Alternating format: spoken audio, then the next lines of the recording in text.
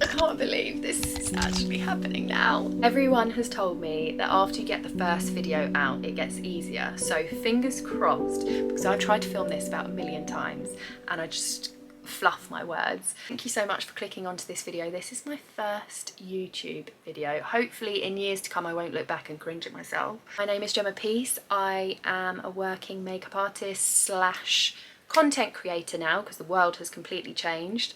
And I wanted to create a YouTube channel because I wanted to build a nice community, and also we've ventured into this world of having an attention span of about a minute, and for a makeup artist trying to get a makeup tutorial out in 60 seconds is just almost impossible. So I wanted to come on here because obviously people watch videos for a lot longer, and hopefully you'll learn a bit more about makeup, maybe try and change the way you do your own, and yeah, we could just build a nice community.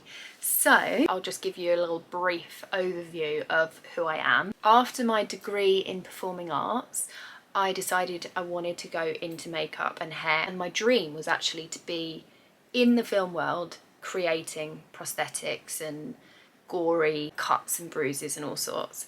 And then that soon changed, and when I left my training I went and did a little bit of glamorous work in TV, and then I landed my first film job, and I was in film doing period dramas like The Crown and Bridgerton and all of that for I'd say maybe 6-7 years.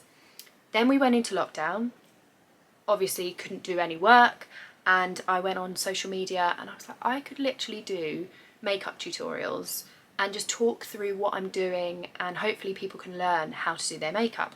And with that it just started to grow, and I really enjoyed it, and I loved creating all these different looks. And I was filming, editing that night, and then the next day I would post the look, and then I'd post the photo of the look and then the video, and I just loved it. And then brands started to send products over and I just couldn't believe my luck. I'm literally to this day so grateful for it all.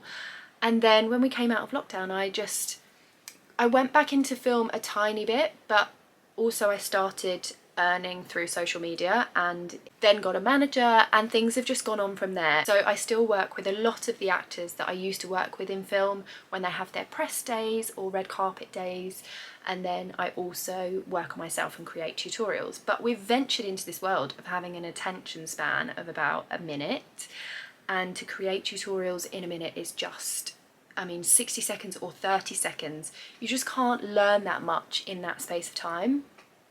So this is why I wanted to start YouTube, to build a community, but also to help people, because I know myself, I always get in my comfort zone, create a nude look, and that's it.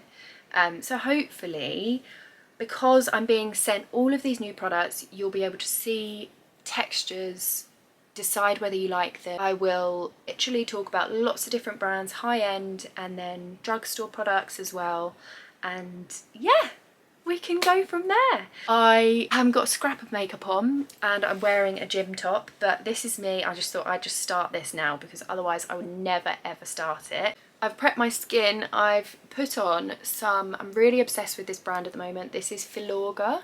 I've done an advert with them recently, but I was so glad when they reached out because I actually use this brand and I love it. So I've just popped on a tiny bit of the serum, but my skin has drunk that so quickly, so I'm just going to press that serum back into the skin. I have got a tiny bit of the Utan fake tan on my face, so this may not be my shade, but we will see and we will make it work. This is the Dior Skin Perfect Stick. This is in the shade 2N, and like I say, I don't know if it's, yeah, it is actually too light for me, but we're going to make it work. Hopefully I'll grab a nice warm bronzer. Absolutely love this stick so much. It's really good, really long lasting as well. Often you will find that right at the top of your head it will be darker because that's naturally where the sun hits you first. So if I'm applying my foundation, I sometimes pop it in the centre and then I'll use my finger in circular motions and just blend that into the hairline. It's really easy to apply and you actually don't need a lot of product with it. For my concealer, I'm going to use House Labs Triclone Skin Tech Concealer in 11 Light Neutral, and I'm going to pop that around my eyes. My eyes have been particularly dark lately. I don't really know what's going on. I also take it slightly further down as well, so you don't just end up with this lighter area around your eyes. I'm looking better already. I am pretty sleepy today. Dior's contour stick in number 2 tan. Can't get enough of them at the moment. Slightly down the side of my nose. I'm going to use a brush and blend that in. So pretty. I'll probably create a video on contouring and bronzing, but just to briefly mention, when you're using a bronzer, if it's slightly more on the grayer side, it's really good for lighter skin, but also it's really good for contouring. So if you want to change any shapes, if you want to slim your nose, if you want to kind of get rid of a double chin, then you'd use something slightly more on the grey side. This is obviously warm, so it's just going to give me a nice bronzed finish. There's lots of different shades of bronzers that you can use that would just do completely different things, but this essentially is just going to warm me up and make me look like I've been away and I'm nice and healthy. Now I'm going to add a glow again with Dior. I'm having a bit of a Dior moment. This is in gold. Just add that to the tops of my cheekbones and then down the centre of my nose. I'm using the same brush. Well, a little goes a long way with that, so don't apply as much as I just did. And then, oh, that's so nice. I'm going to use this, which is the Longwear Cream Shadow Stick from Bobbi Brown in Smoky Quartz. I'm going to run that along my lash line and then blend it up to the centre of the lid. So I'm doing this really roughly. Then I'm going to use a fluffy brush and blend that in. I don't know if you can even see this on the camera, but it's got a slight sparkle to it. It's really beautiful. The cream shadow sticks from Bobbi Brown are insane. This is a product I really love. It's Victoria Beckham's Contour Stylus. It's actually not for the eyes, but you can use it for whatever you want. If something says it's for a certain area of the face, use it where you want it. I'm going to use it along the lash line, and I'm going to roughly take it on the outer corners to add more of a definition and smokiness to the lash line. So just doing it really roughly, and then I'm going to take a small brush and blend it. When you're blending your eyeshadow, try and brush on the outer edge of the shadow, because if you start blending over the top of where the colour is, you'll just kind of lift that colour. So it's great if you go in too dark and you want to soften things, you can really start buffing over the top of the shadow, so you'll lift some of that colour. But if you want to just soften any harsh lines, just pull against the edge of the eyeshadow. I'm going to use this, which I really like at the moment. This is Ciate's Triple Shot XXL Mascara.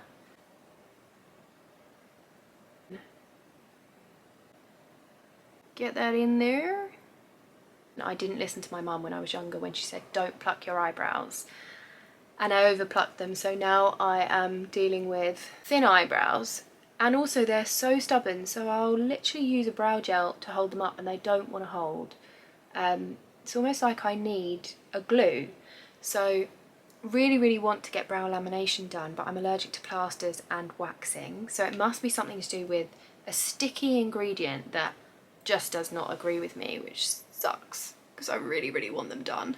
I'm just filling in the underneath with this Ilia dark brown micro tip brow pencil to create a nice little thicker brow shape. They're not looking blocky, but the shape is a bit more defined. So you can see I've still got some gaps in here, which is nice. They don't look too solid. This is not sponsored by Dior at all, but I'm clearly loving all of the products. So I'm going to use 303 Greige Attitude to line my lips. I always use a slightly more grey toned lip liner because it gives me more definition, because I haven't got the largest of lips. So it kind of makes it seem like there's a ridge there. As I get older, I'm starting to lose some of the pigment around my lips, so I tend to ever so slightly overdraw. And then the great thing about these lip liners is they have a brush on the other end, so you can lightly diffuse that edge through the centre. Again Dior, in the shade 100, which I love as a nude. I just take that right up to that lip liner. Another Dior, this is in 001. Add a bit of hydration because my lips are dry. Must be the weather. In the UK it's really starting to get cold now. I'm going to use this cream blusher from Violet FR. Tap it onto the back of my hand so that it doesn't go in too strong. That's a really nice shade actually. And then press that into, oh, that's really nice. And when I'm applying my blush, it's different for every look, but when I apply my blush, I do take it slightly further onto the cheek. So not the apples of the cheeks, just off that, and then position it high up to the top of my ear so it's lifting the face. Just press that in. Laura Mercier translucent powder. Press that in the centre underneath my eyes. And underneath on my chin. So I think I'm going to leave it there. Can't believe I've actually sat here and filmed the whole thing. If you've made it right to the end of this video, I am so grateful. Thank you so much. And let me know your thoughts. If you enjoyed it, if you didn't enjoy certain parts, let me know what you'd like to see as well. That would be so helpful. And I'll try and bring you along to some makeup events if I feel confident enough talking to camera, and show you a little bit more about my life. So yeah.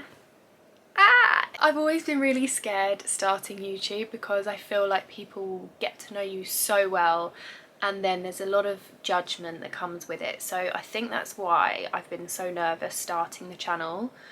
But hopefully I build up a gorgeous community and it's just a really nice experience. And yeah, I guess I'll see you in my next video.